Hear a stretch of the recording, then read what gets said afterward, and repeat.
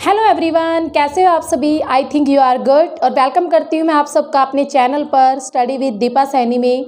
आज की जो क्लास है एचटेट की नज़दीकियाँ देखते हुए मैंने ये क्लास रखी है और काफ़ी बच्चों ने भी मुझे कमेंट किया था कि मैम आप अपने ज्योग्राफी सब्जेक्ट का रिवीजन करा दो एक बार, ताकि हमें पता चल जाए कि भाई लास्टली और अंतिम बार हमें पता चल जाए कौन कौन से हमारे टॉपिक्स हैं मेनली, और उनको मोटा मोटा आप रिवाइज़ करा दो। तो आज की जो आपकी क्लास रहेगी वो ज्योग्राफी का रिवीजन रहेगी। पूरी ज्योग्राफी को हम रिवाइज़ करेंगे आज की वीडियो में। मैं एक बार बता दूँ स्टूडेंट्स, ये जो वीडियो है ज्योग्राफी वाले स्टूडेंट्स, चाहे आप एसएसटी का टीजीटी लेवल दे रहे हो या आप पीजीटी लेवल दे रहे हो, दोनों के लिए ये इंपॉर्टेंट रहने वाली है। सो केयरफुल होकर इस वीडियो को देखना और कमेंट जरूर करना भैया आपको वीडियो कैसी लगी, और लाइक और शेयर कर देना और सब्सक्राइब कर लो मेरे चैनल को, ताकि मुझे भी अच्छा लगे। मैं वीडियो बना रही हूँ, मेहनत कर रही हूँ, तो मुझे भी तो कुछ रिस्पॉन्स मिलना चाहिए। तो आपकी अगर आप मेरी वीडियो को देखोगे तो यही मेरे लिए सबसे बड़ा प्राइड होगा। ठीक है, तो स्टार्ट करते हैं अपनी ज्योग्राफी रिवीजन। और एचटेट के जो भी क्वेश्चंस है वो भी हम साथ के साथ कवर अप करेंगे कि कौन सा क्वेश्चंस कैसे क्वेश्चंस आते हैं और एचटेट में कौन से क्वेश्चन आए हैं। तो मोस्ट इम्पोर्टेंट होने वाली है ये वीडियो फॉर एवरी स्टूडेंट्स, चाहे वो एचटेट का हो चाहे किसी भी कॉम्पिटिटिव एग्जाम का हो। तो ज्योग्राफी रिवीजन की बात करें तो सबसे पहला क्वेश्चन यही उठता है कि ये ज्योग्राफी शब्द आया कहाँ से। ज्योग्राफी शब्द दो शब्दों से बना है भाई, जियो प्लस ग्राफी। जियो का मीनिंग होता है पृथ्वी और ग्राफी का मीनिंग होता है वर्णन करना, यानी पृथ्वी पर जो कुछ पाया जाता है उन सब चीज़ों का वर्णन करना। हमारी पृथ्वी पर पर्वत, पठार, मैदान, आपके नदियाँ, समुद्र और नाले और जो तालाब, झीलें, यानी एवरीथिंग, प्रत्येक फिजिकल चीज़ें, ठीक है, या और उनका मानव के साथ संबंध, हर चीज़ का अध्ययन किया जाता है ज्योग्राफी में। यानी हमारी पृथ्वी पर जो भी तत्व पाया जाता है उसका मानव के साथ संबंध और उसके मानव के साथ क्रिया, इन सब चीज़ों का अध्ययन किया जाता है ज्योग्राफी में। ज्योग्राफी एक जियो और प्लस ग्राफी से बना है। जियो का अर्थ है पृथ्वी, ग्राफी का अर्थ है वर्णन करना। ज्योग्राफी में जियो जो ये है ये ग्रीक भाषा का शब्द है। अब क्वेश्चन उठता है, पहले ज्योग्राफी को भूगोल कहते थे, भू प्लस गोल यानी भूमि गोल है 10th से पहले, बट ज्योग्राफी शब्द सबसे पहले किसने यूज़ किया। एचटेट में ये क्वेश्चन बहुत पूछा जाता है और सीटेट में भी काफ़ी पूछा जाता है कि ज्योग्राफी शब्द का यूज़ सबसे पहले किसने किया। तो ये थे इरेटासथनीज, इन्होंने सबसे पहले ज्योग्राफी शब्द का यूज़ किया था और 200 BC में इन्होंने इस वर्ड का यूज़ किया था। ठीक है, इरेटासथनीज ने। और एक क्वेश्चन और, अगर आपसे पूछे पृथ्वी की परिधि, यानी हमारी पृथ्वी की परिधि जो है वो सबसे पहले किसने बताई थी, तो वो भी आप याद रखना, इरेटासथनीज महोदय ने ही पृथ्वी की परिधि बताई थी। और पृथ्वी का अपने अक्ष पर झुकाव, यानी अपने अक्ष पर झुकाव कितनी डिग्री झुकी हुई है, 23.5 डिग्री। एग्जाम में आता है पृथ्वी अपने अक्ष पर कितनी डिग्री झुकी हुई है, 23.5 डिग्री। ये चीज़ भी इरेटासथनीज ने ही बताई थी।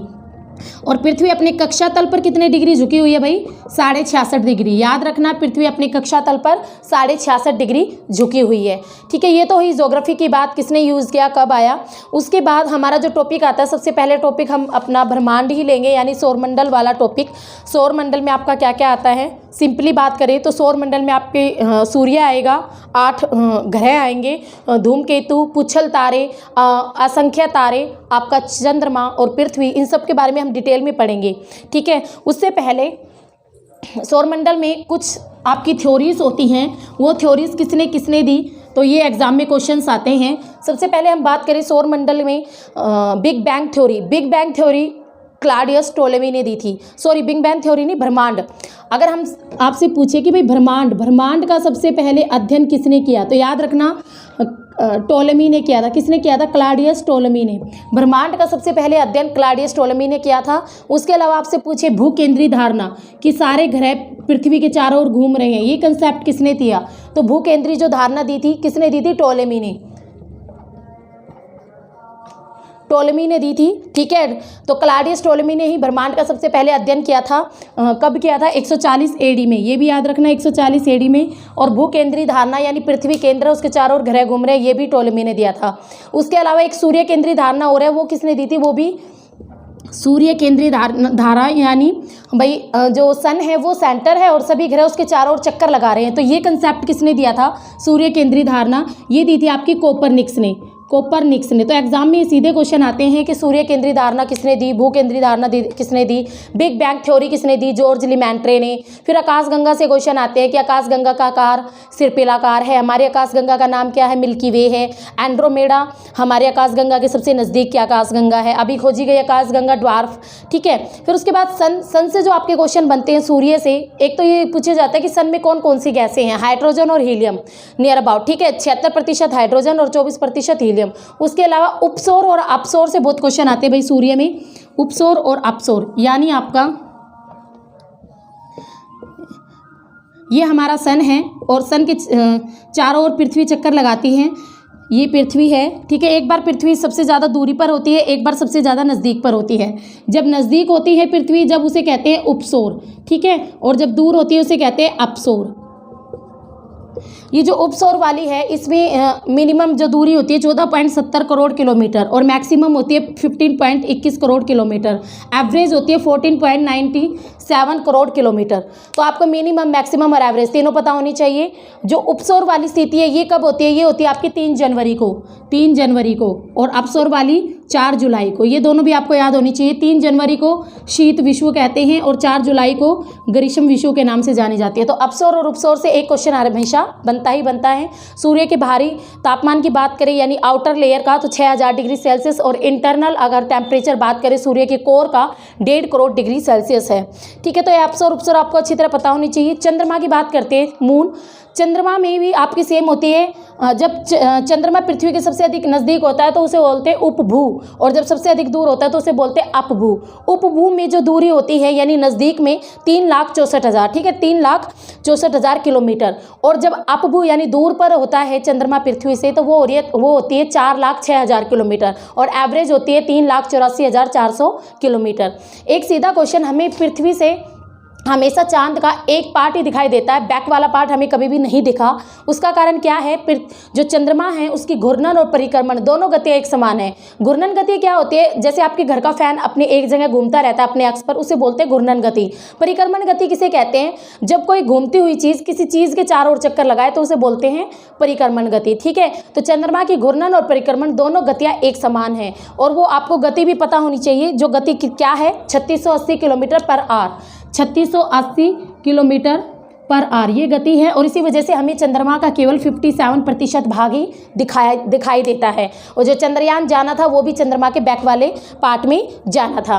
और चंद्र ग्रहण से रिलेटेड एक क्वेश्चन आता है कि भाई ये जो चंद्र ग्रहण है सदैव पूर्णिमा को दिखाई देता है।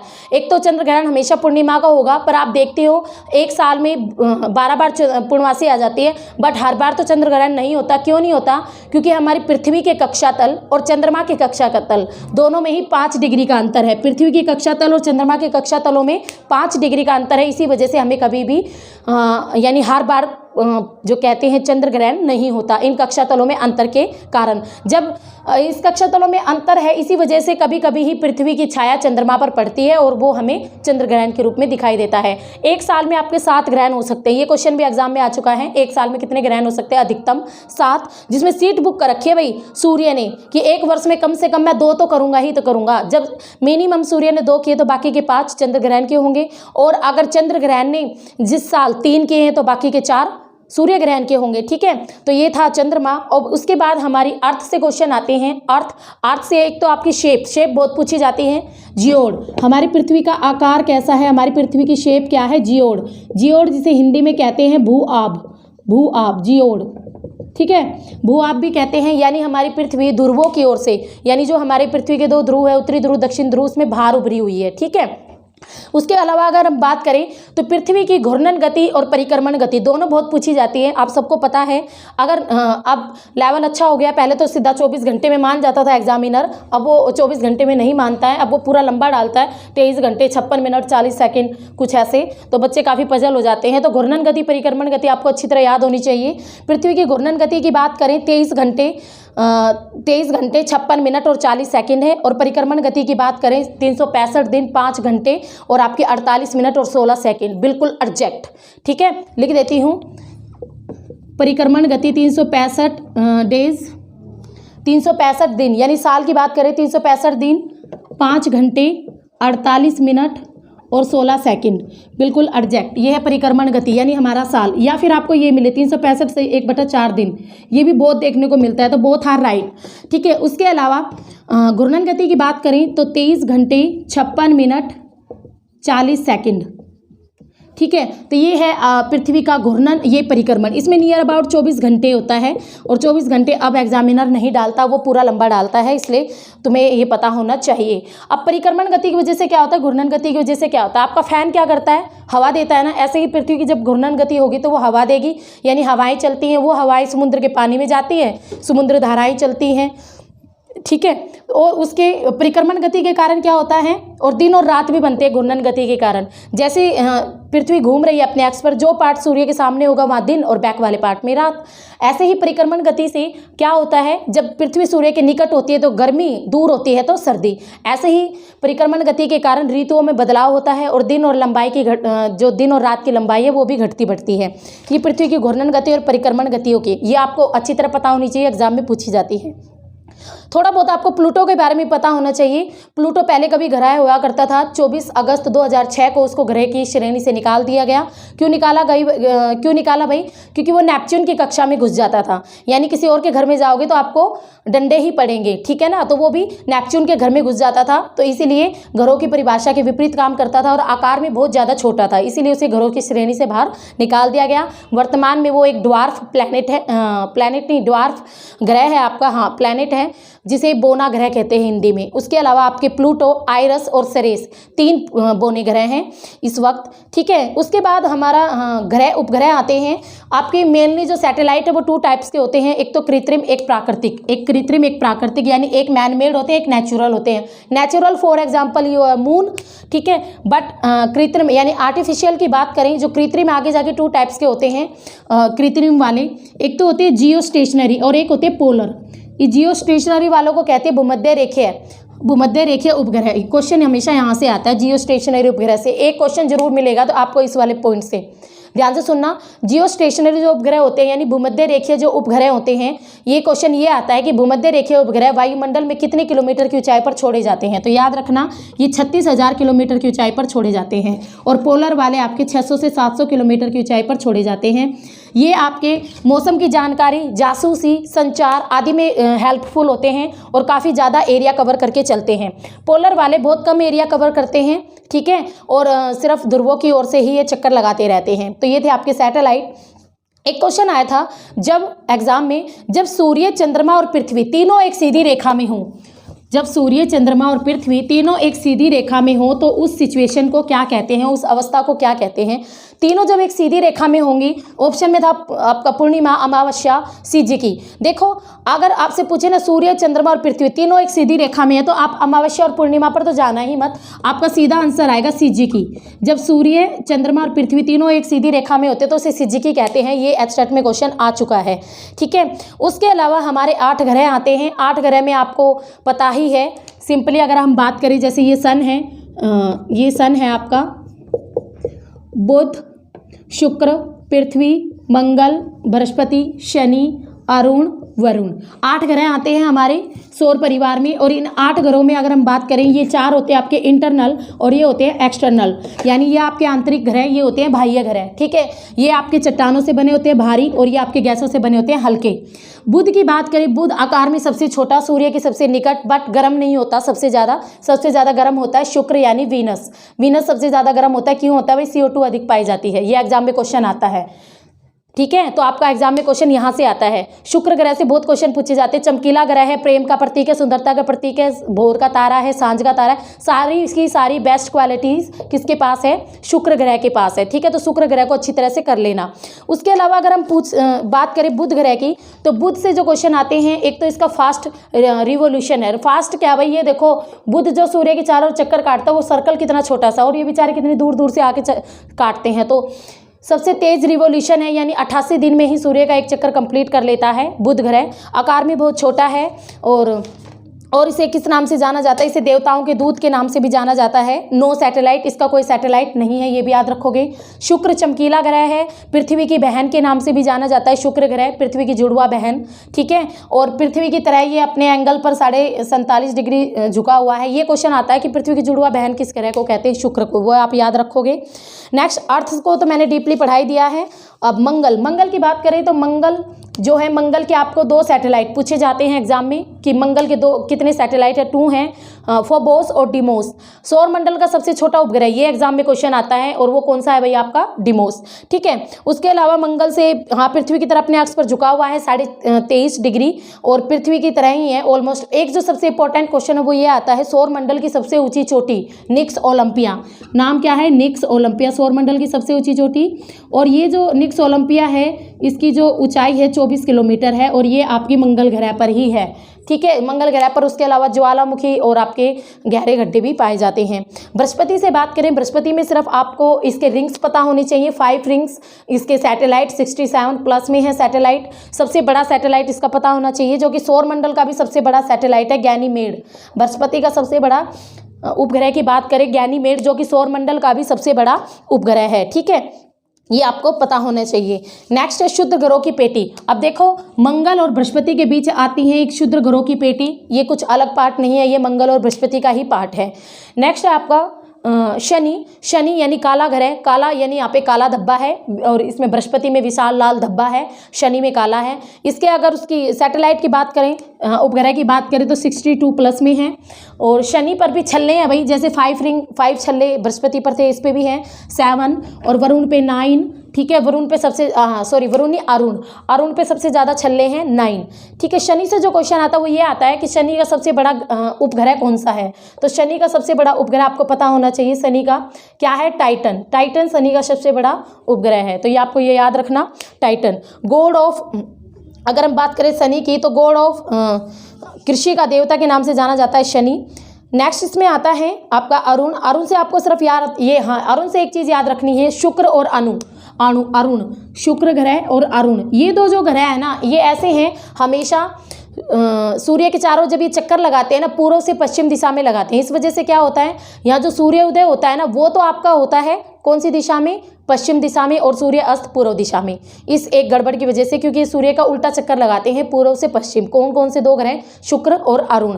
उसके अलावा अरुण जो है ये 98 डिग्री एंगल पर झुका हुआ है, इसी वजह से इसे लेटा हुआ ग्रह भी कहते हैं, ठीक है। उसके बाद अरुण और वरुण दोनों पर ही मीथेन गैस के बादल पाए जाते हैं, इसलिए दोनों को हरे ग्रह के नाम से भी जानते हैं, और अरुण और वरुण भाई। उसके अलावा अगर बात करें, वरुण पर 5 रिंग्स पाए जाते हैं, और सबसे दूर है तो सबसे ठंडा ग्रह है, और सबसे लंबा रिवोल्यूशन है यानी परिक्रमण सबसे ज़्यादा है। तो सौरमंडल से आपके इंपॉर्टेंट क्वेश्चन यही बनते हैं। नेक्स्ट हमारा टॉपिक आता है अक्षांश और देशांतर रेखाएं, और अक्षांश और देशांतर रेखाएं में आपको सारी चीज़ें पता होनी चाहिए। कर्क रेखा, मकर रेखा, जो एग्जाम में क्वेश्चन आता है कर्क रेखा से, तो एक क्वेश्चन वो हमेशा डालता है कि जो कर्क रेखा है पृथ्वी के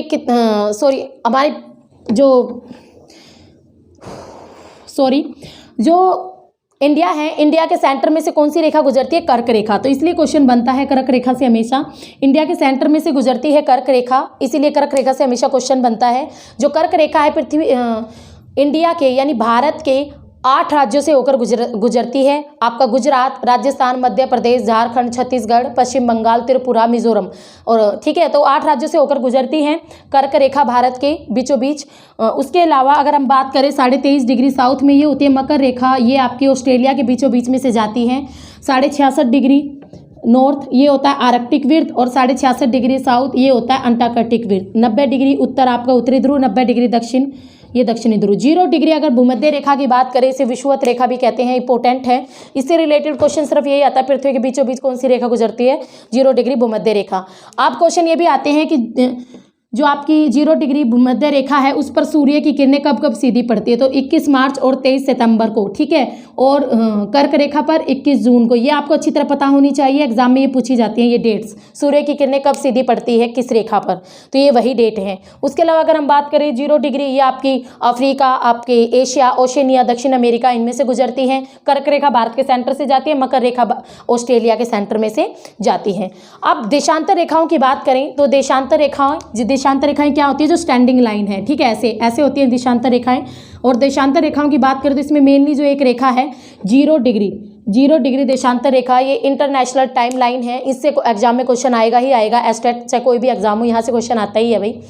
तो इंटरनेशनल टाइम लाइन है IST, international time line, London के ग्रीनविच शहर से गुजरती है। और लंदन और भारत की समय रेखा, भारत की जो समय रेखा वो 82.5 डिग्री पूर्वी देशांतर रेखा है भारत की समय रेखा। इन दोनों में 5.5 घंटे का अंतर है। भारत का जो समय है GMT से 5.5 घंटे प्लस में है। GMT से यानी 0 डिग्री से ईस्ट की ओर जाएगा आपका टाइम प्लस होगा और वेस्ट की ओर टाइम माइनस होता है। उसके अलावा एक और रेखा है, इससे भी एग्जाम में क्वेश्चन आता है, ये कुछ ऐसी टेढ़ी मेढ़ी है भाई, ये है आपकी 180 डिग्री पश्चिमी देशांतर रेखा। ये जो रेखा है इसे बोलते हैं इंटरनेशनल डेट लाइन। अब ये जो डेट लाइन है इससे भी एग्जाम में क्वेश्चन बहुत आते हैं। एक तो इसे केवल पानी के ऊपर से बनाया गया, ये कॉन्टिनेंट को टच नहीं करती, इस चीज़ को आप ध्यान में रखोगे, ठीक है, ये पूछा जाता है एग्जाम में। तो इसके बाद हमारी अगर हम बात करें जो आपकी कर्क रेखा है, मकर रेखा है, कर्क रेखा 18 देशों में से होकर गुजरती है। और वो सारे देश मैं यहाँ नहीं बताऊंगी, वो मैंने अपने चैनल पर करवाए हुए हैं, आप वहाँ से देख सकते हो। और हाउ टू कैलकुलेट टाइम, आपको टाइम निकालना आना चाहिए। TGT और PGT कोई भी लेवल हो, एग्जाम में एक क्वेश्चन TGT लेवल पर भी मिलता है और PGT पर 2 भी डाल देता है वो, तो आपको टाइम निकालना आना चाहिए। इसके लिए आप मेरी वीडियो भी देख सकते हो, हाउ टू कैलकुलेट टाइम, मैंने बनाई हुई है, पूरा समझाया हुआ है डिटेल में कि टाइम को कैसे निकालते हैं जियो में, ठीक है। उसके बाद हमारा इंपॉर्टेंट टॉपिक आता है, टॉपिक का नेम है वायुमंडल की परतें, यानी layers of the atmosphere. Important है लेयर्स ऑफ द एटमॉस्फेयर। आपके 2 क्वेश्चन हमेशा इस टॉपिक से मिलते हैं, घुमा फिरा के मिल जाएं, पर मिलेंगे ही जरूर। लेयर्स ऑफ द एटमॉस्फेयर, पूरे वायुमंडल को 5 परतों में बांटा गया है। वायुमंडल क्या है, गैसों का आवरण है, गुरुत्वाकर्षण के कारण पृथ्वी से बंधा हुआ है। शोभ मंडल, आपकी जो लेयर्स हैं कौन कौन सी हैं, शोभ मंडल, समताप मंडल, मध्य मंडल और आयन मंडल, और लास्ट है बाह्य मंडल, ठीक है। तो जो शोभ मंडल है, मौसम संबंधी सारी घटनाएं इसी में होती है, आंधी तूफान बारिश। और इसके ऊपर वाले पार्ट में जेट प्रवाह, एग्जाम में जो क्वेश्चन आया था जेट प्रवाह से हर बार आता है। एक तो ये याद रखना कि जेट प्रवाह कौन सी लेयर में चलती है, शोभ मंडल में। एक इनकी डायरेक्शन क्या होती है, पश्चिम से पूर्व, ये एग्जाम में पूछी जाती हैं। उसके अलावा एक तापमान की गिरावट दर होती है, 165 मीटर पर 1 डिग्री सेल्सियस टेम्परेचर कम होता है। और अगर हम बात करें 1 किलोमीटर पर 6.4 डिग्री सेल्सियस टेम्परेचर कम होता है, ये इसे तापमान की हार्श दर कहते हैं, ये भी पूछी जाती है एग्जाम में। सेकेंड लेयर इज समताप मंडल। समताप मंडल में आपका सीधा सीधा जैसे आपके हवाई जहाज उड़ाने के लिए बेस्ट लेयर, ये रिपीटेड क्वेश्चन है तो सबको पता होगा। उसके अलावा ओजोन गैस पाई जाती है। ओजोन गैस क्या करती है, पराबैंगनी किरणों को सोख लेती है, पृथ्वी तक नहीं आने देती। अगर ये किरणें अर्थ पर आ गई तो क्या होगा, त्वचा आपका स्किन रोग से रिलेटेड जितनी प्रॉब्लम्स है वो स्टार्ट ज़्यादा हो जाएंगी। उसके अलावा आपको कैंसर होगा, मोतियाबिंद जैसी प्रॉब्लम हो जाएगी। पौधों की जो प्रकाश संश्लेषण क्रिया वो प्रभावित होगी, जीवों में विविधता प्रभावित हो जाएगी। तो ये सारी चीज़ें प्रभावित होंगी ओजोन गैस में। अगर अब हम ओजोन गैस पर छेद की बात करें तो ओजोन गैस में जो छेद है वो अंटार्कटिका महाद्वीप पर हुआ है, ये भी आप याद रखोगे। थर्ड लेयर इज मध्य मंडल। मध्य मंडल से आपको इंपॉर्टेंट ये याद रखना है, उल्का पिंड किस लेयर में आके नष्ट हो जाते हैं, मध्य मंडल। फोर्थ इज आयन मंडल। आयन मंडल से आपको रेडियो तरंगों को अच्छी तरह से कवर अप करना है। रेडियो तरंगों से क्वेश्चन हर बार आता है, पिछली बार भी आया था। तो जो रेडियो तरंगे हैं वो किस में पाई जाती हैं, आपकी आयन मंडल में, जो प्रसारण का काम करती है किसी भी कार्यक्रम को, ठीक है। उसके अलावा ये जो तरंगे होती हैं ODEF 4 प्रकार की तरंगे होती हैं।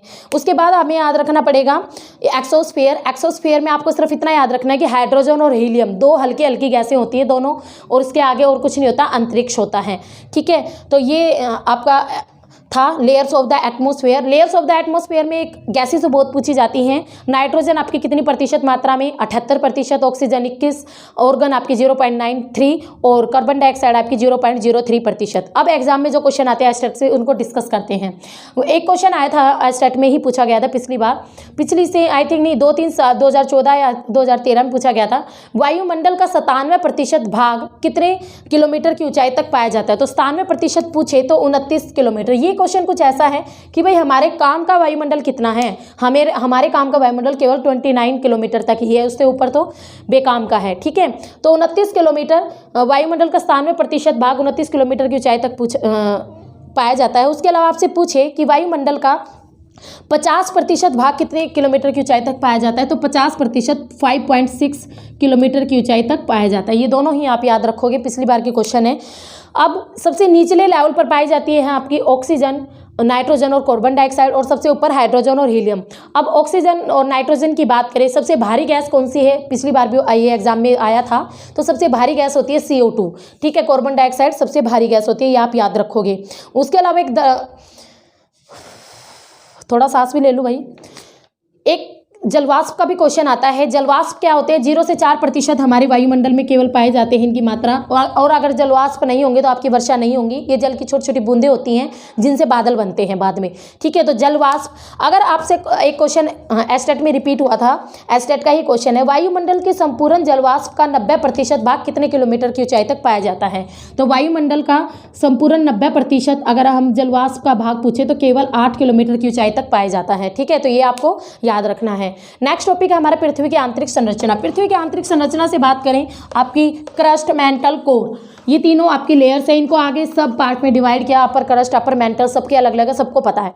अब जो क्वेश्चन आते हैं वो क्या आते हैं? क्रस्ट और मेंटल के बीच कौन सी डिसकॉन्टिन्यूटी है? जैसे आपकी मोहरोविसिस डिसकॉन्टिन्यूटी है। और मेंटल और कोर के बीच कौन सी डिसकॉन्टिन्यूटी है?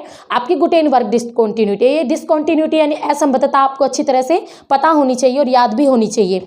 लिथोस्फीयर, इसमें आती है एक लिथोस्फीयर, 0 से 50 किलोमीटर पर लिथोस्फीयर। ये क्या होती है? सभी प्रकार के पेड़ पौधे, जीव जंतु हम क्रस्ट पर नहीं रहते, हम लिथोस्फीयर में रहते हैं, स्थल मंडल में रहते हैं। ठीक है, ये याद रखोगे आप। उसके बाद क्रस्ट के 2 पार्ट होते हैं, अपर क्रस्ट, इनर क्रस्ट।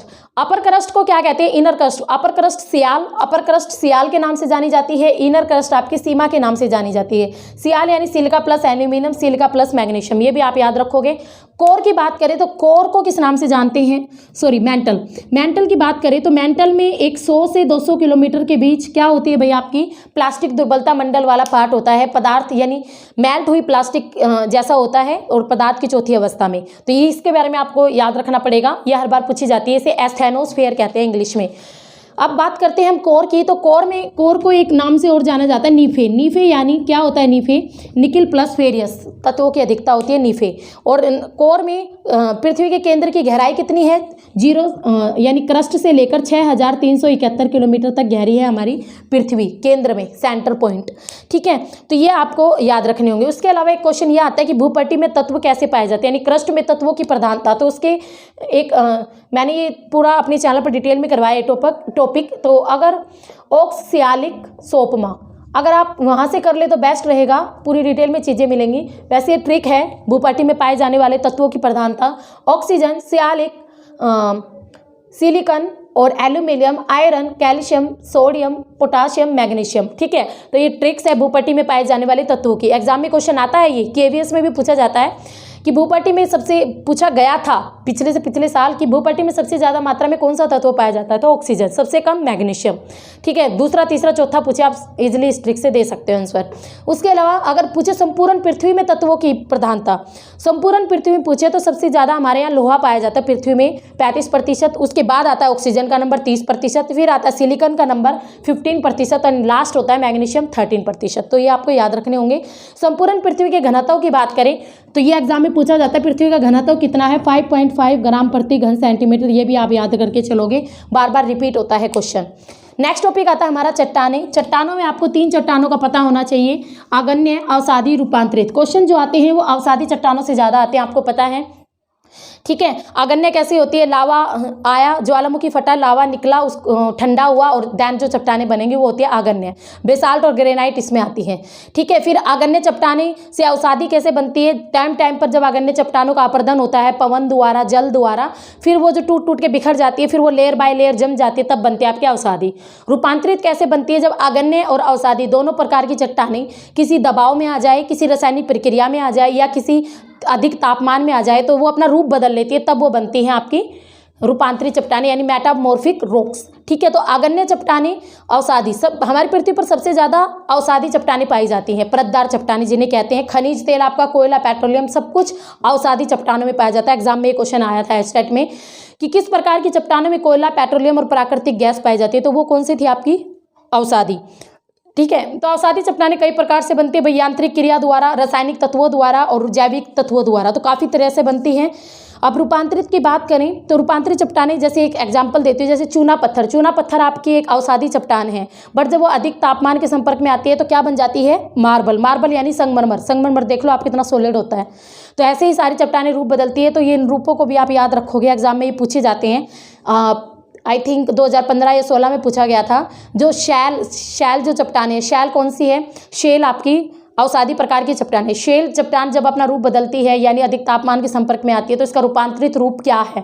तो शेल को शिस्ट में बदल जाती है शेल, ठीक है, जब अधिक तापमान के संपर्क में आती है। नेक्स्ट आपकी थ्योरी आती है प्लेट टेक्टोनिक थ्योरी। हैरी हेस ने दी थी, मोर्गन ने सहयोग किया था और टूजो विल्सन ने इसमें प्लेट शब्द दिया था, ठीक है। और ये कब दी गई थी? 1960 में। इसके अकॉर्डिंग हमारी पृथ्वी पर 7 बड़ी बड़ी प्लेटें हैं और उन प्लेटों के नाम भी रखे गए थे और उन प्लेटों के ऊपर ही हमारे महाद्वीप हैं।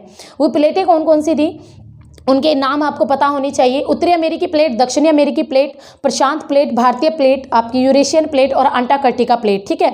और 22 छोटी बड़ी भी प्लेटें थी, जैसे आपके द्वीप हो गए, नजाका प्लेट हो गई, कोकोस प्लेट हो गई, काफ़ी छोटी छोटी, वो इंपॉर्टेंट नहीं है। तो बड़ी प्लेटें आपको पता होनी चाहिए। पीजीटी वाले स्टूडेंट्स के लिए आपको छोटी प्लेटों के भी नाम पता होनी चाहिए। एग्जाम में आता है कोकोस प्लेट कहाँ है, तो आपको पता ही नहीं होगा तो कहाँ बताओगे, ठीक है। तो हैरी हेस ने दी थी ये थ्योरी और इसके अकॉर्डिंग क्या था, उन्होंने ये कहा था कि जितनी भी प्लेटें सारी मूवमेंट कर रही हैं, सबके किनारे क्या आते हैं? भूकंप, ज्वालामुखी, पर्वत बनते हैं या फिर आपकी खाइयाँ बनती हैं। अब इसमें जो नेक्स्ट आता है भूकंप। भूकंप इज इंपॉर्टेंट टॉपिक। 1 या 2 क्वेश्चन हमेशा देखने को मिलते हैं। भूकंप हमारी अर्थ के अंदर क्या होते हैं? 2 पॉइंट होते हैं भाई। एक से जहाँ से भूकंप पैदा होगा, एक से जहाँ पर भूकंप का अनुभव किया जाएगा या भूकंपीय तरंगों का अनुभव किया जाता है, ठीक है। तो 2 होते हैं। इसे भूकंप मूल या केंद्र कहते हैं, इसे एपिसेंटर कहते हैं। अब भूकंप मापने के यंत्र का नाम ले करें तो ये एग्जाम में काफ़ी पूछा जाता है। सिस्मोग्राफ भूकंप मापने का यंत्र होता है और किस स्केल पर मापा जाता है? तो रिक्टर स्केल पर मापा जाता है भूकंप, हमेशा याद रखना। उसके अलावा 2 और स्केल है, मोरकेली स्केल। ये स्केल के नाम आपको पता होनी चाहिए। रिक्टर स्केल, मोरकोनी स्केल और उसके अलावा आपको एक और स्केल है भाई रोसी-फेरल, जो पिछली बार एग्जाम में एचटेट के एग्जाम में पूछा गया था, रोसी-फेरल। ये तीनों ही भूकंप को मापने के स्केल है, ठीक है।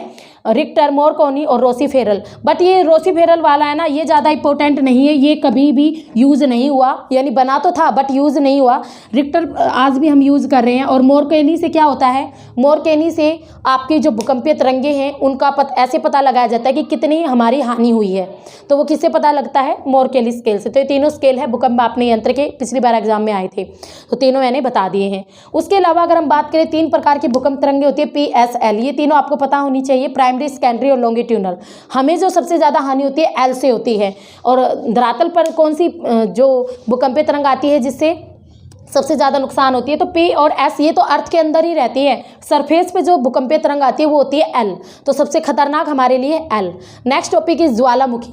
अब ज्वालामुखी से आपको सिंपली ये याद रखना है, ज्वालामुखी जब फटता है तो निकलता क्या क्या है? सबसे पहले हाइड्रोजन निकलेगी, वो हाइड्रोजन धरातल को तोड़ के बाहर निकल जाएगी। उसके बाद 80 से 90% वाष्प होगा, यानी पानी की छोटी छोटी बूंदें।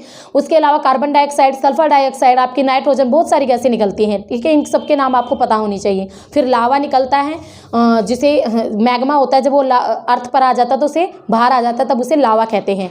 अब मोस्टली आपके ज्वालामुखी 3 टाइप के होते हैं। एक होते हैं आपके सक्रिय ज्वालामुखी यानी एक्टिव वोल्केनो, ठीक है। सक्रिय यानी हमेशा इसमें से विस्फोट होता रहता है। इसका बेस्ट एग्जांपल है इटली का स्ट्रोम्बोली ज्वालामुखी। हर 15 मिनट बाद इसमें विस्फोट होता है। मोस्ट इंपॉर्टेंट है स्ट्रोम्बोली।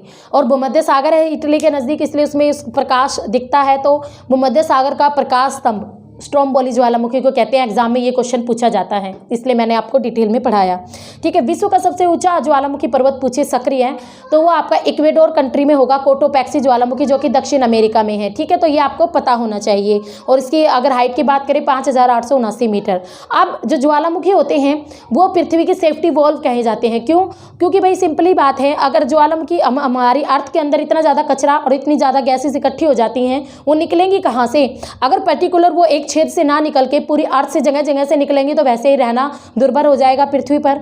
और अगर मान लो जैसे आप कुकर का एग्जांपल लो, कुकर में जब गैस रुक जाती है तब कुकर फटता है ना, ऐसे ही अगर हमारी पृथ्वी के अंदर गैस रुक जाएगी तो फटेगी। इसलिए पर्टिकुलर एक छेद से ज्वालामुखी यानी लावा और गैसेस, गंदी गंदी गैसें बाहर निकल जाती हैं, जिससे हमारी पृथ्वी बच जाती है फटने से। तो ज्वालामुखी हमारे लिए बहुत जरूरी है। तो सेकंड टाइप है प्रक्षुब्ध ज्वालामुखी। तो ये एग्जाम में क्वेश्चन आया था भाई, किसे पृथ्वी की सेफ्टी वॉल भी कहते हैं? तो ज्वालामुखी को कहते हैं पृथ्वी की सेफ्टी वॉल। और क्यों कहते हैं ये भी मैंने समझा दिया है। प्रक्षुब्ध ज्वालामुखी भाई पास्ट में होया था, पर फ्यूचर में होने की संभावना है, पर अभी नहीं है। फ्यूचर में होने की संभावना है, वो होते प्रक्षुब्ध ज्वालामुखी, आधा मरा आधा जिंदा, कोमा वाली सिचुएशन, ठीक है ना। इसमें जो एग्जाम्पल है जापान का फ्यूजीजामा और जो इंडोनेशिया उसका कराकाटाओ ज्वालामुखी, तो ये वाले एग्जाम्पल आ जाते हैं। तीसरा आता है मृत ज्वालामुखी, यानी जो मर गए हैं, भविष्य में भी उनमें उद्गार होने की कोई संभावना नहीं है, ऐसे ज्वालामुखी। इक्वेडोर में जैसे चिम्बोराजो, ईरान का देवबंद, ठीक है, और अफ्रीका में जैसे किलिमंजारो पर्वत, और आपका म्यांमार में माउंट पोपा। अब ज्वालामुखी से जो क्वेश्चन आता है ना, वो ये आता है कि प्रशांत महासागर में परिप्रशांत पेटी होती है, एक फायर रिंग ऑफ पैसिफिक परिप्रशांत पेटी। इस पेटी में विश्व के 60% से अधिक ज्वालामुखी फटते हैं, ठीक है, और भूकंप भी सबसे ज़्यादा इसी पेटी में आते हैं। इसे fire ring of Pacific ocean के नाम से भी जानते हैं। इस पेटी को आप याद रखोगे। नेक्स्ट टॉपिक है हमारा माउंटेन, और माउंटेन में आपको युवा वलित पर्वतों के नाम याद रखने होंगे। 4 प्रकार के पर्वत होते हैं, मोड़दार, भ्रंशोत्तत, ज्वालामुखी और अवशिष्ट पर्वत, ठीक है। आपको इन चारों के नाम याद रखने होंगे। तो जो पर्वत होते हैं, पर्वत के चारों टाइप आपको उसमें जो युवा वलित पर्वत होते हैं, यानी नवीन पर्वत, जवान पर्वत कह लो, ठीक है। इसमें हमारा हिमालय पर्वत भी आता है। जहाँ आज हिमालय पर्वत है, वहाँ पहले टेथिस सागर था। एग्जाम में पूछा जाता है कि टेथिस सागर, हिमालय पर्वत की उत्पत्ति किस सागर के सिकुड़ने से हुई है? तो टेथिस सागर के सिकुड़ने से हुई है, ठीक है। आपका एशिया का हिमालय पर्वत है, यूरोप का आल्प्स पर्वत है, उत्तरी अमेरिका का रॉकी पर्वत है, दक्षिण अमेरिका का एंडीज पर्वत है, उसके अलावा आपका ऑस्ट्रेलिया का ग्रेट डिवाइनिंग रेंज है, अफ्रीका का आपका एटलस पर्वत है। ये सारे नवीन पर्वत है, युवा वलित पर्वत है, मोड़दार पर्वत है। भ्रंशोत्तत पर्वत सेकंड ब्लॉक माउंटेन, इसका भी आपको एग्जांपल पता होना चाहिए। जैसे जर्मनी का ब्लैक फॉरेस्ट पर्वत है, वो आपका बेस्ट एग्जाम्पल है, ये एग्जाम में पूछा जाता है। उसके अलावा कैलिफोर्निया का सेरा निवेदा पर्वत है, विश्व का सबसे फैला हुआ पर्वत है, ब्लॉक माउंटेन, ठीक है। और एक भ्रंश घाटियों से काफ़ी क्वेश्चन आते हैं कि संसार की कौन कौन सी रिवर भ्रंश घाटियों से बहती है? जैसे संसार की राइन रिवर हो गई, जोर्डन नदी हो गई, दामोदर नदी हो गई, और भारत की देखो, भारत की दामोदर, नर्मदा और ताप्ती, तीनों नदियां भ्रंश घाटियों से होकर बहती है। तो ये आपको याद होना चाहिए, एग्जाम में इंपॉर्टेंट है, ये आता ही आता है। संसार की सबसे बड़ी महान भ्रंश घाटी की बात करें तो 3000 किलोमीटर लंबी होती है, अफ्रीका में है ये, ठीक है। तीसरे ज्वालामुखी पर्वत जो हमें अभी ज्वालामुखी में पढ़े हैं, जैसे किलिमंजारो, आपका माउंट पोपा, तो ये सारे ज्वालामुखी पर्वत है। नोट इशू आपको अच्छी तरह समझ में आ गया होगा वहाँ। उसके अलावा आपका अवशिष्ट पर्वत, अवशिष्ट पर्वत की अगर बात करें, यानी पुराने पर्वत, और एग्जाम में कंफर्म 1 नंबर का क्वेश्चन अवशिष्ट पर्वत से आता है, जियो में, टीजीटी पीजीटी दोनों लेवल्स में। आपका इसमें बेस्ट एग्जाम्पल यानी कटा फटा पुराना बूढ़ा पर्वत, तो इसमें भारत के एग्जाम्पल आते हैं। भारत का अरावली सबसे अवशिष्ट पर्वत है, सबसे पुराना पर्वत है, ठीक है। उसके अलावा भारत के पारसनाथ, गिरनार, ये सारी पहाड़ियाँ भी अवशिष्ट पर्वतों में आती हैं। उसके बाद हमारे महाद्वीप स्टार्ट हो जाते हैं। एक एक महाद्वीप को हम डिटेल में पढ़ते हैं, बट हम यहाँ डिटेल में ना पढ़ के, भाई इतना टाइम नहीं है अब डिटेल में पढ़े, हम तो रिवीजन कर रहे हैं ना। तो आपको सबसे पहले उत्तरी अमेरिका, अगर उत्तरी अमेरिका की बात करें, एक तो आपको रैंकिंग पता होनी चाहिए सारे के सारी महाद्वीपों की, ठीक है, क्षेत्रफल के हिसाब से, वो अभी बता दूंगी। उत्तरी अमेरिका अगर हम बात करें, विश्व का तीसरा बड़ा है। किसकी खोज किसने की थी? कोलंबस ने की थी। इसको नाम किसने दिया? अमेरिको वेस्पुकी के नाम पर इसका अमेरिका, एक नाविक था अमेरिको वेस्पुकी, 1492 में कोलंबस ने इसकी खोज की। उसके अलावा पनामा जल संधि, उत्तरी अमेरिका प्लस दक्षिण अमेरिका के बीच, डेविस, ये जल संधियाँ जितनी भी है ना, आपको सारी की सारी याद रखनी होगी। जैसे पनामा जल संधि, डेविस जल संधि, जिब्राल्टर जल संधि, ठीक है। जल संधियां जितनी भी है ना, आपको सारी पता होनी चाहिए, कौन सा किसके बीच में। जल संधि क्या? जो 2 एरिया को जोड़ती है आपस में, जल का वो पार्ट, तो जल संधि आपको पता होनी चाहिए। उसके अलावा वेस्ट इंडीज की बात करें तो भाई वेस्ट इंडीज़ कहाँ है? रॉकी पर्वत, एक तो आपको हर महाद्वीप के पर्वत का मुख्य पर्वत जो है उसका पता होना चाहिए। जैसे उत्तरी अमेरिका का मुख्य पर्वत आपका रॉकी है, दक्षिण अमेरिका का प्रमुख पर्वत आपका एंडीज है, तो ये सारी चीज़ें आपको पता होनी चाहिए। मिसिसिपी, एक हर महाद्वीप की प्रमुख नदी, जैसे उत्तरी अमेरिका की प्रमुख नदी क्या है? मिसिसिपी है, सबसे लंबी नदी उत्तरी अमेरिका की मिसिसिपी है, पक्षी पंजा का डेल्टा बनाती है। तो ऐसे आपको पता होनी चाहिए चीज़ें, एग्जाम में यही क्वेश्चन बनने और कहीं बाहर से क्वेश्चन नहीं आएंगे, ठीक है। उसके बाद अगर हम बात करें जो उत्तरी अमेरिका है, उसमें एक क्वेश्चन आता है इंपॉर्टेंटली, हरिकेन और टोर्नेडो से, यानी चक्रवातों के नाम। एग्जाम के लिए मोस्ट इंपॉर्टेंट है चक्रवातों के नाम। आपको हर महाद्वीप के चक्रवातों के नाम पता होनी चाहिए कि किस महाद्वीप में किस नाम से जाने जाते हैं चक्रवात।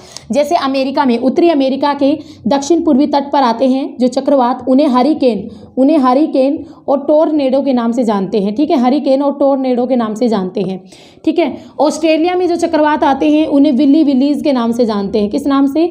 विली विलीज के नाम से जानते हैं। और हमारे भारत में तो हम चक्रवाती कहते हैं, फालतू फंडा नहीं लेते, ठीक है। भारत में क्या कहते हैं, चक्रवाती कहते हैं। तो हरिकेन, टोर्नेडो। चाइना में इन्हें, चीन में इन्हें टाइफून के नाम से जानते हैं, और जापान में इन्हें टाइफू के नाम से जानते हैं, ठीक है। और फिलीपींस में इन्हें बोगियो के नाम से जानते हैं, फिलीपींस द्वीप में इन्हें बोगियो के नाम से जानते हैं। तो ये काफ़ी पूछे जाते हैं चक्रवातों के नाम एग्जाम के लिए, तो इंपॉर्टेंट है। वापिस आते हैं अपने उत्तरी अमेरिका में। उत्तरी अमेरिका में एक क्यूबा आइलैंड है जिसे चीनी का कटोरा कहते हैं, चीनी का प्रमुख उत्पादक है। उत्तरी अमेरिका के जो मूल निवासी हैं उन्हें रेड इंडियन के नाम से जाने जाते हैं। सिलिकॉन वैली होती है, एक सैन फ्रांसिस्को में स्थित सिलिकॉन घाटी होती है, वो कंप्यूटर और सॉफ्टवेयर उद्योगों के लिए काफ़ी फेमस है। जैसे हमारे इंडिया में बैंगलोर है कंप्यूटर और सॉफ्टवेयर उद्योगों के लिए फेमस, बिल्कुल सेम, ठीक है। उसके अलावा आपको हर महाद्वीप का सबसे लंबा अगर रेलवे स्टेशन, रेलवे या कुछ खास वैरायटी है जो उसको अलग करती है सब चीज़ों से, तो वो आपको पता होनी चाहिए। जैसे हम कनाडा की बात करें तो कनाडा में लकड़ी काटने का मुख्य व्यवसाय है, तो वहाँ पे लकड़ी काटने वालों को लंबर जैक कहते हैं। तो इस तरह के क्वेश्चंस आएंगे, वो आपको पता होनी चाहिए। नेक्स्ट दक्षिण अमेरिका की हम बात करते हैं उत्तरी अमेरिका के बाद। तो उत्तरी अमेरिका और दक्षिण अमेरिका दोनों के बीच पनामा जल संधि थी। दक्षिण अमेरिका की एक खास वैरायटी है पक्षी महाद्वीप। 30,000 से अधिक यहाँ पर पक्षियों की प्रजातियाँ पाई जाती हैं। न्यूट्रापीज और रिया जैसे पक्षी पाए जाते हैं, रिहा जो कि उड़ नहीं पाते, ठीक है। हमिंग बर्ड विश्व की सबसे छोटी चिड़िया, वो भी यहीं पाई जाती हैं। यहाँ की प्रमुख पर्वतमाला है दक्षिण अमेरिका की एंडीज पर्वतमाला, और ये एंडीज पर्वतमाला आपको पता है विश्व की सबसे लंबी पर्वतमाला। एक घास के मैदान बहुत पूछे जाते हैं। घास के मैदान, ये तो बहुत छोटी सी वीडियो आप मेरे चैनल पर भी देख सकते हो। पम्पास घास के मैदान, हर महाद्वीप में घास के मैदान का अलग अलग नाम है। जैसे उत्तरी अमेरिका में शीतोष्ण कटिबंधीय घास के मैदान को प्रेरी कहते हैं, दक्षिण अमेरिका में पम्पास कहते हैं। एक क्वेश्चन तो घास के मैदान से आपका बनता ही बनता है हर बार, और बच्चे इसको स्किप कर जाते हैं, तो स्किप मत करना। घास के मैदान को अच्छी तरह करके जाना, 1 नंबर आपका वहाँ से पक्का ही पक्का है, ठीक है। उसके अलावा आपको अगर हम बात करें दक्षिण अमेरिका में, तो दक्षिण अमेरिका की कुछ जो बाउंड्री होती है वो कुछ ऐसी होती है भाई, अब हम क्लियरली नहीं करेंगे। तो दक्षिण अमेरिका में यहाँ पे अमेजन नदी बहती है। यहाँ पे जो घने वन हैं, इन घने वनों को कहते हैं सवाना। सवाना के उत्तर में जो घास के मैदान पाए जाते हैं उन्हें लानोस कहते हैं, और सवाना के दक्षिण में जो घास के मैदान पाए जाते हैं उन्हें आपका कैंपोस कहते हैं, और जो उत्तरी अमेरिका के बीच में जो घास के मैदान पाए जाते हैं उन्हें ग्रांड चिको कहते हैं, ठीक है। तो ये प्रमुख घास के मैदान और वन थे। उसके बाद आता है हमारा ऑस्ट्रेलिया। ऑस्ट्रेलिया यानी प्यासी भूमि का देश, मरुस्थल है काफ़ी ऑस्ट्रेलिया में। और उसके अलावा देशीय महाद्वीप भी कहते हैं, क्योंकि एक कंट्री है, छोटा सा है, और महाद्वीप भी है, तो देशीय महाद्वीप, द्वीपीय महाद्वीप। और उसके अलावा लैंड ऑफ गोल्डन पीसेस के नाम से भी जाना जाता है। ये क्या है कि भाई मेरिनो भेड़, जो ऑस्ट्रेलिया, वहाँ पे मेरिनो भेड़ बहुत होती है। ये एग्जाम में क्वेश्चन आया था, मेरिनो भेड़। तो मेरिनो भेड़ ऑस्ट्रेलिया में काफ़ी होती हैं, और मेरिनो भेड़ के कारण ही ऑस्ट्रेलिया को सुनहरे रेशे का देश के नाम से भी जाना जाता है। लैंड ऑफ कंगारू, आप सभी जानते हैं कंगारू की संख्या भी यहाँ पे अधिक है। ऑस्ट्रेलिया का प्रमुख पर्वत ग्रेट डिवाइनिंग रेंज है। प्रमुख रिवर मरे डार्लिंग है। ऑस्ट्रेलिया की खोज की थी जेम्स कुक ने 1770 में, तो ये भी आप याद रखना, ठीक है। और ग्रेट बैरियर रीफ ऑस्ट्रेलिया का इंपॉर्टेंट क्वेश्चन है। जैसे ये ऑस्ट्रेलिया है मान लो आपका, तो ऑस्ट्रेलिया की बात करें कुछ ऐसा ही होता है भाई, सेब मत समझना, ऑस्ट्रेलिया है। तो ऑस्ट्रेलिया के यहाँ पे यानी उत्तर पूर्व में समुद्र के अंदर एक परवाल मूंगे की चट्टान है। परवाल मूंगा तो समझते ही होंगे ना, समुद्री जीव है, जब मर जाता है तो लेयर बाय लेयर उसका शरीर जम जाता है और चट्टान का रूप धारण कर लेता है। तो ये ऐसी ही चट्टान है। इस चट्टान से क्वेश्चन आता है। एक तो इस चट्टान का नाम क्या है, great barrier reef. Great barrier reef 1900 kilometre लंबी है। उसके अलावा ये ग्रेट बैरियर रीफ क्वींसलैंड तट पर है। किस तट पर है, क्वींसलैंड तट पर है, तो ये तट भी आपको पता होने चाहिए। उसके अलावा शीतोष्ण कटिबंधीय घास के मैदान ऑस्ट्रेलिया में भी पाए जाते हैं, जिन्हें डाउन्स कहते हैं, ठीक है। उसके बाद अगर हम बात करते हैं न्यूजीलैंड, तो ऑस्ट्रेलिया के दक्षिण में यानी यहाँ पर ही एक न्यूजीलैंड द्वीप भी है, और कुक जल संधि द्वारा दोनों आपस में जुड़े हुए हैं, ठीक है। जो ये न्यूजीलैंड है, इसका सबसे ऊंचा पर्वत की बात करें, चोटी की बात करें, कुक शिखर है, और पर्वत की बात करें इसका दक्षिणी आल्प्स है। इसका पक्षी कीवी है। जलवायु यहाँ की समुद्र प्रभावी है, यानी गर्मियों में अधिक गर्मी नहीं, सर्दियों में अधिक सर्दी नहीं। यहाँ के मूल निवासी मयूरी नस्ल के हैं। उसके बाद हम बात करते हैं अफ्रीका की। तो अफ्रीका जो है विश्व का अगर क्षेत्रफल के अकॉर्डिंग देखें तो दूसरा बड़ा महाद्वीप है अफ्रीका। एशिया के बाद दूसरा नंबर रखता है अफ्रीका। और अफ्रीका को काला महाद्वीप, अंध महाद्वीप। काला क्यों कहते हैं? गर्मी ज़्यादा पड़ती है, उष्ण महाद्वीप, और वहाँ इसलिए वहाँ के लोग बेचारे काले हैं, इसलिए काला महाद्वीप, अंध महाद्वीप, ये सारा पठारी महाद्वीप अफ्रीकन को कहा जाता है।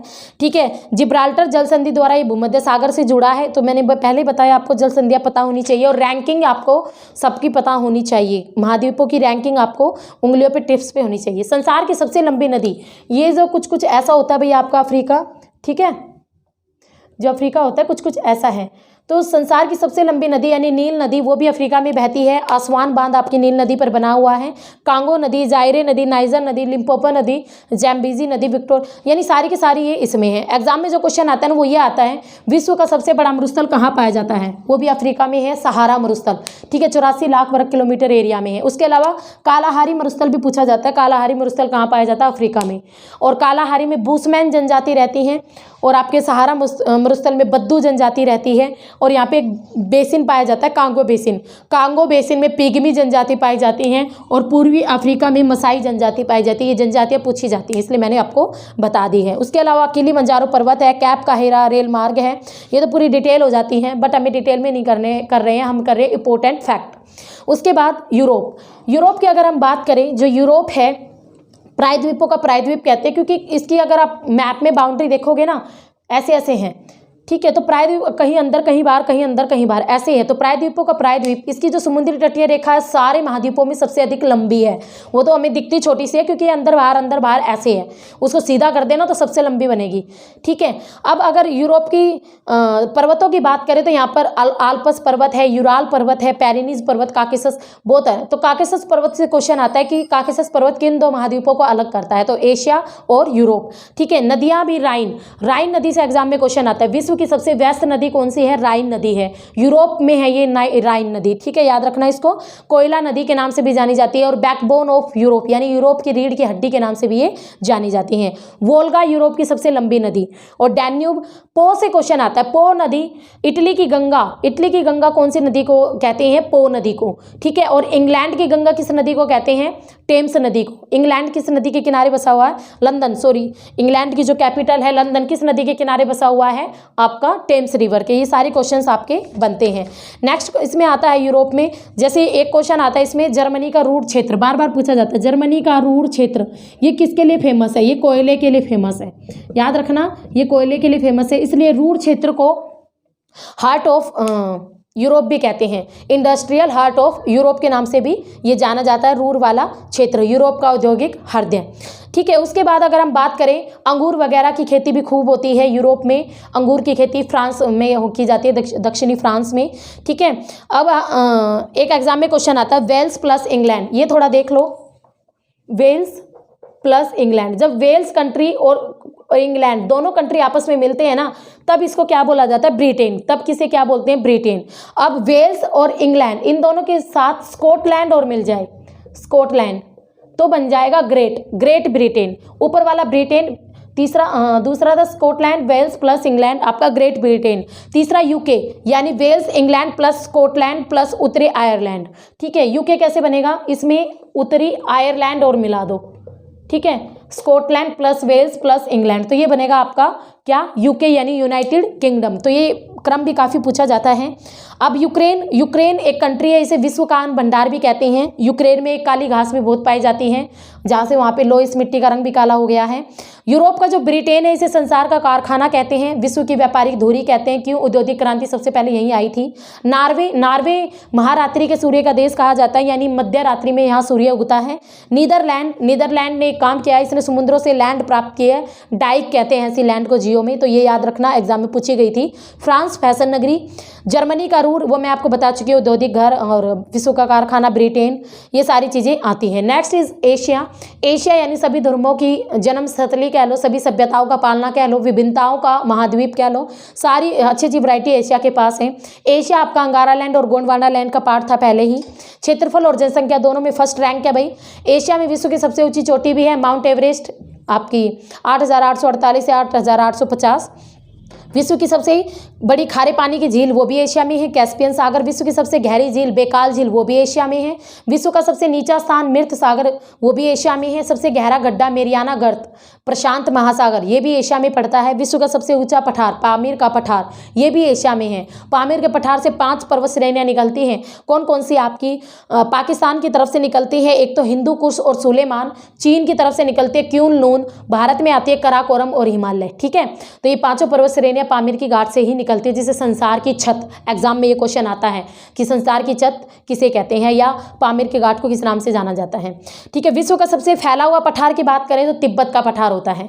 उसके बाद विश्व का सबसे लंबा रेल मार्ग ये भी एशिया में है, ट्रांस साइबेरियन रेल मार्ग आपका सेंट पीटर्सबर्ग से लेकर व्लादिवोस्टोक तक और 9,438 किलोमीटर लंबाई है। कई बुक्स में आपको 8,000 समथिंग भी मिलेगी, बट वो कुछ चीज़ों को मेंशन कर देते हैं, कुछ को नहीं करती। तो उसके अलावा विश्व का सर्वाधिक वर्षा स्थल वाला एरिया भी हमारे एशिया में ही है और भारत में है, मेघालय राज्य में मासिन राम चेरापूंजी।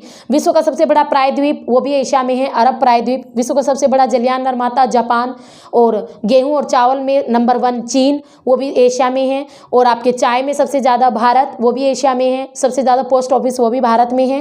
ठीक है, एशिया में आते हैं। एशिया की सबसे लंबी नदी कहो तो यांगसी नदी दूसरे नंबर की है हुआंगो नदी। ठीक है, अंटार्कटिका से आपको याद रखना पड़ेगा, Antarctica is most important. Antarctica कोई नहीं रहता, जनसंख्या वहीं है, सारा साल बर्फ पड़ी रहती है, इसलिए श्वेत महाद्वीप कहते हैं। जो अंटार्कटिका इसकी खोज किसने की थी? फैब्रियन वेलिंगशोसन ने। फैब्रियन वेलिंगशोसन ने इसकी खोज की थी। इस पर 2 अनुसंधान केंद्र हैं भारत के रिसर्च सेंटर, उनके नाम क्या क्या है? मैत्री और दक्षिण गंगोत्री। दक्षिण गंगोत्री अब नष्ट हो चुका है और मैत्री पर अभी भी काम होता है, याद रखोगे आप।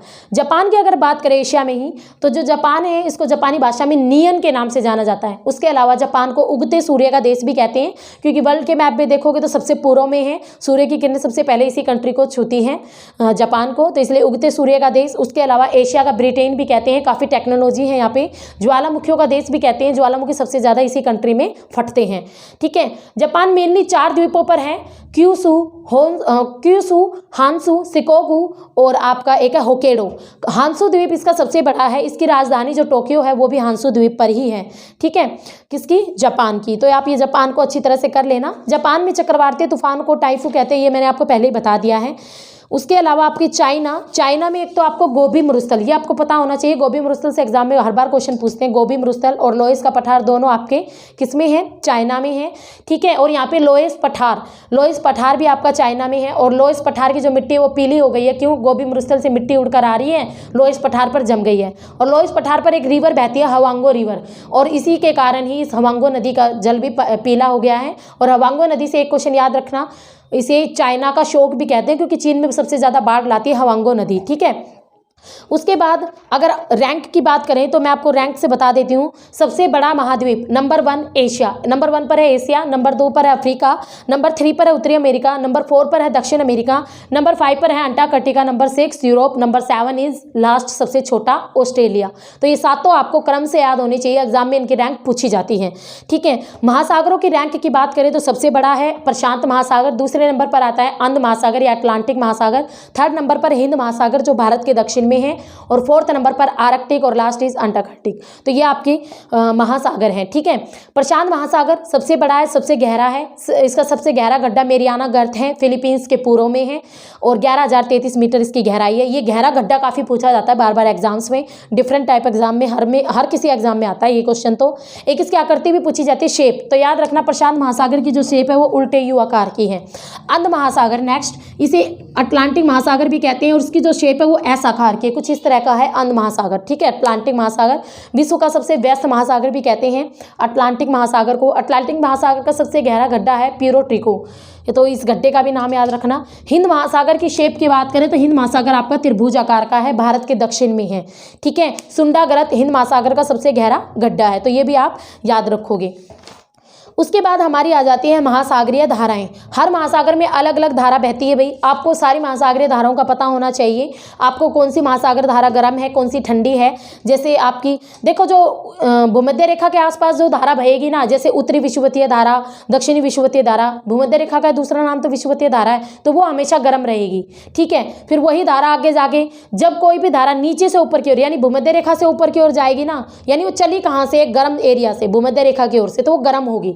और जो आपकी ऊपर से नीचे यानी आपकी ध्रुवों की ओर से आएगी ना, वो हमेशा ठंडी होगी। आप ये याद रखोगे। धाराओं से काफ़ी क्वेश्चंस बनते हैं। जैसे एक क्वेश्चन आता है, यूरोप में किस धारा की वजह से सारा साल मौसम अच्छा रहता है। तो यूरोप में एक धारा बहती है, यूरोप के पश्चिमी तट पर गल्फ स्ट्रीम की धारा। ठीक है, गल्फ स्ट्रीम की धारा, और इसे वहाँ पे नॉर्वे की धारा के नाम से भी जाना जाता है। ये जो धारा होती है गर्म होती है और पूरे यूरोप में ये सारा साल बौछारें करती है इस धारा की वजह से। अगर ये धारा यहाँ पे नहीं बहती तो पूरे यूरोप में बर्फ़ जमती। ठीक है, तो इस एक धारा की वजह से ही आपकी यूरोप में अच्छा मौसम रहता है। दूसरा एक चीज़ ध्यान देना, ठंडी जल धारा जहाँ भी बहेगी ना, वहाँ मरुस्थल बनेंगे, क्योंकि ठंडी जल धारा की जगह पर वहाँ पे क्या होती है, हवा है ना नीचे ही जमकर रह जाती है, ऊपर नहीं उठती, ना बादल बनते फिर ना वर्षा होती है। इसलिए जहाँ पर भी कोई ठंडी धारा होगी वहाँ पर मरुस्थल बनेंगे। एग्जाम में क्वेश्चन आया था, ठंडी धाराएं अपने मार्ग में किसका निर्माण करती हैं। तो ठंडी जो धाराएं होती है वो हमेशा मरुस्थल बनाती हैं। जैसे बेगुएला की धारा बहती है अफ्रीका के पश्चिमी तट पर, और वहाँ पर एक मरुस्थल बनाती है जिसका नाम है कालाहारी मरुस्थल। कालाहारी जो मरुस्थल है वो बेगुएला की धारा के कारण ही बना है। ठीक है, तो ऐसे ही आपके क्वेश्चंस आएंगे। एल नीनो और ला नीना, ये भी आपको पता होनी चाहिए। ठीक है, तो एल नीनो जो है, एल नीनो और La Nina child Christ. El Nino जो है वो आपकी विषुवत के विपरीत बहती है, एक गर्म धारा है, गर्म जल धारा है। एल नीनो से क्या होता है, एल नीनो से आपके हिंद महासागर में एक निम्न वायुदाब का केंद्र बन जाता है, और जो मानसून भारत में आ रहा होता है वही मानसून पवनें हिंद महासागर की ओर वापस लौट जाती है। इसलिए भारत में सूखे की संभावना पड़ती है एल नीनो से। और ला नीना इसके विपरीत होती है। ला नीना की वजह से भारत में अधिक वर्षा होती है। ठीक है, ये याद रखना, ये एक ठंडी जल धारा होती है। प्रशांत महासागर की धाराओं के बारे में बात करें तो एक एग्जाम में क्वेश्चन आता है कि कौन सी धारा को प्रशांत महासागर की गल्फ स्ट्रीम के नाम से जाना जाता है, यानी गर्म धारा है जो क्यूरोशिवो की धारा जो जापान की तरफ से बहती है, नीचे से भूमध्य रेखा क्षेत्र से जापान की ओर, तो इसे गल्फ स्ट्रीम की धारा यानी गल्फ स्ट्रीम यानी गर्म धारा यानी जापान की काली धारा भी कहते हैं, इसको याद रखना। ठीक है, और बाकी आपको धाराएं गर्म और ठंडी पता होनी चाहिए। लैब्राडोर की धारा कैसी है, ठंडी है। आयोशिवो की धारा कैसी है, एग्जाम में यही क्वेश्चन आएंगे, ठंडी है, गर्म है। ठीक है, और नेक्स्ट हमारा हिंद महासागर की धाराएं आती हैं। हिंद महासागर की जो आपकी धाराएं हैं ना, हिंद महासागर की मानसून के टाइम पर अलग धारा बहती है, यानी ग्रीष्म ऋतु में अलग होती है और शीत ऋतु में अलग होती है। मानसून की धारा जब आती है तो आपकी पवनें केरल की ओर से सीधी जाती हैं, तो इसीलिए धारा का रुख भी केरल की ओर से होता है। और वैसे धारा का रुख कौन सा होता है, उल्टा होता है। तो इसी वजह से दोनों अलग अलग कर लेना। शीतकाल में एग्जाम में जो क्वेश्चन आता है वो ये आता है, सर्दियों में हिंद महासागर की जो धाराएं हैं उत्तरी गोलार्ध में कैसे चलती हैं, क्लॉकवाइज चलती है, एंटी क्लॉकवाइज चलती है। तो याद रखना एंटी क्लॉकवाइज चलती है उत्तरी गोलार्ध में, उत्तरी गोलार्ध की धाराएं सर्दियों में। ठीक है, मैंने अभी बताया ना सर्दियों में उल्टी चलती, तो एंटी क्लॉकवाइज चलती हैं। ठीक है, सर्दियों में। और ऐसा किसके वजह से होता है, लौटते हुए मानसून की वजह से होता है। वैसे ये धाराएं चलती क्यों है, इनके लिए एक फेमस नियम है कोरियालिस का नियम या फेरल का नियम। ये एग्जाम में पूछा जाता है। कोरियालिस का नियम होता है, या फिर इसे ही कहते हैं फेरल का नियम।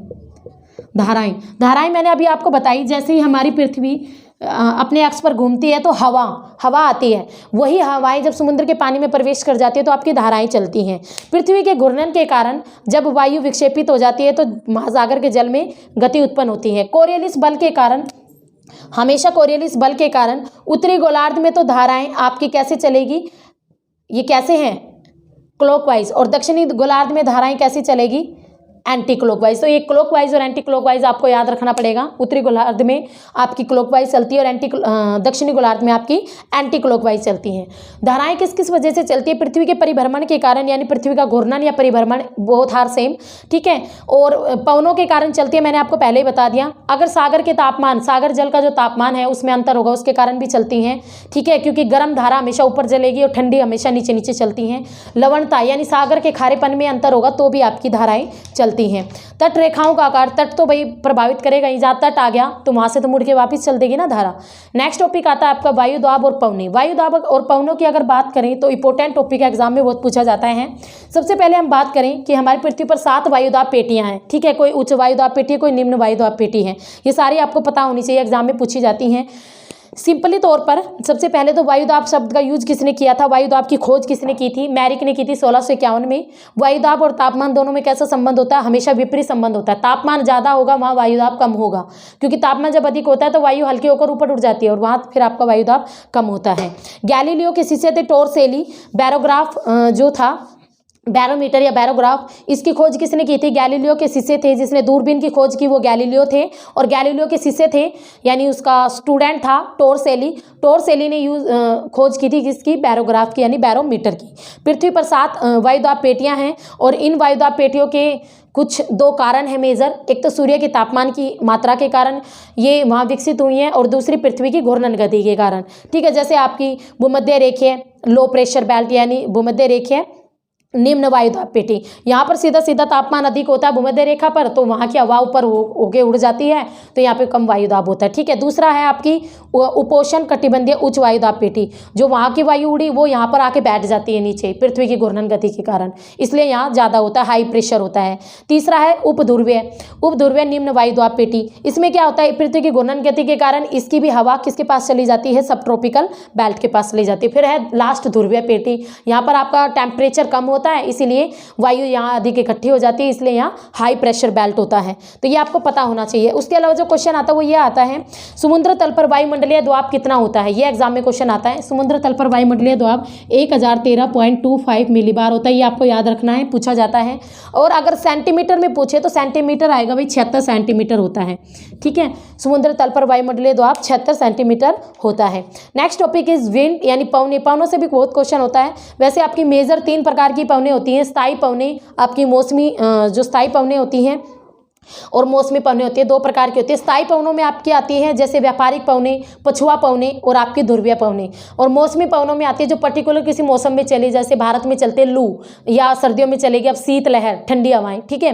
तो ये जैसे खमसीन होगी, सिरोको हो गई, तो ये डिफरेंट आपको ये सारी पवने पता होनी चाहिए कि सिरोको कहाँ बहती है, खमसीन कहाँ बहती है, ठीक है, बोरा पवन कहाँ बहती है, मृष्टल, ये सारी पवने आपको कैसी है, ठंडी है, गर्म है, इनसे एक क्वेश्चन जरूर बनता ही बनता, तो ये अच्छे से कर लेना। उसके अलावा गरजता 40, प्रचंड 50, चीखता 60, ये भी आपको सारी चीज़ें पता होनी चाहिए, ये कैसे कैसे होते हैं, ठीक है, क्योंकि एग्जाम में पूछे जाते हैं। और ये पछुआ पवनों के नाम होते हैं सारे के सारे, गरजता 40, प्रचंड 50 और चीखता 60, ठीक है। उसके बाद आता है हमारा चक्रवात, साइक्लोन। साइक्लोन से भी आपके क्वेश्चंस बनते हैं। एक तो साइक्लोन के नाम ही बनते हैं जो मैंने आपको पहले बता चुकी हूँ, जैसे आपका बवंडर या साइक्लोन कह लो, बंगाल की खाड़ी में और भारत में बवंडर कहते थे, साइक्लोन कह लेते हैं।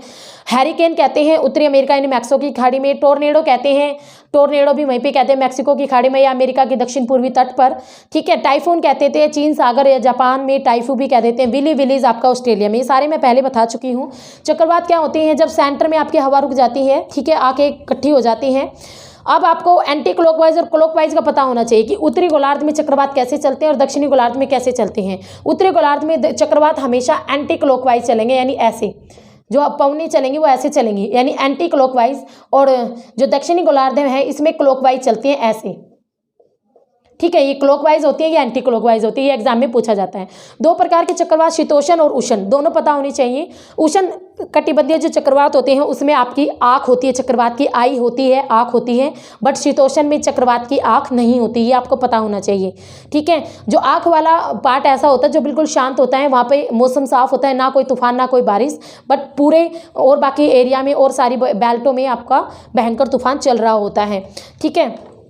तो आपको शीतोष्ण और उष्ण कटिबंधीय ये दोनों पता होनी चाहिए। उसके अलावा चक्रवातों के नाम ये तो टिप्स पर होने चाहिए, ये इससे एग्जाम में एक क्वेश्चन हमेशा आता ही आता है। उसके अलावा प्रति चक्रवात क्या होते हैं, सिंपल है, जब हवाएं आपकी अंदर से बाहर की ओर चलती हैं। अब इसमें चक्रवात में अंदर की ओर आके तूफान मचाते हैं ना सारी इकट्ठी होकर, प्रति चक्रवात में अंदर से बाहर की ओर चली जाती हैं, ठीक है।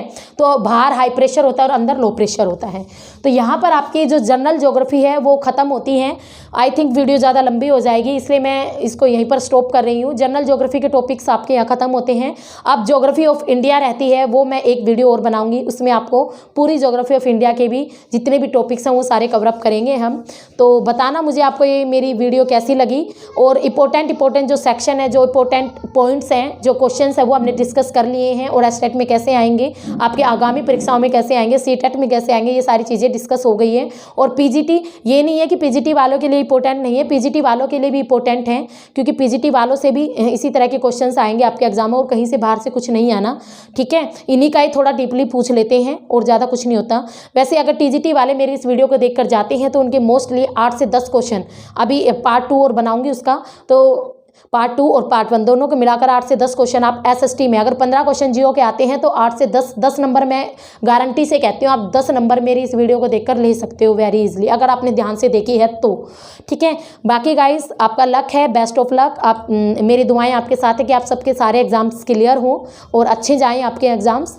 तो जल्दी से शेयर कर दो इस वीडियो को, अगर अच्छी लगे तो लाइक कर देना, और अपने एजुकेशन ग्रुप जो इतने भी होते हैं ना, उन सब में आप शेयर कर दिया करो वीडियो को, ताकि मुझे भी रिस्पॉन्स अच्छा मिले, तभी तो मेरा मन करेगा ना न्यू वीडियो बनाने का।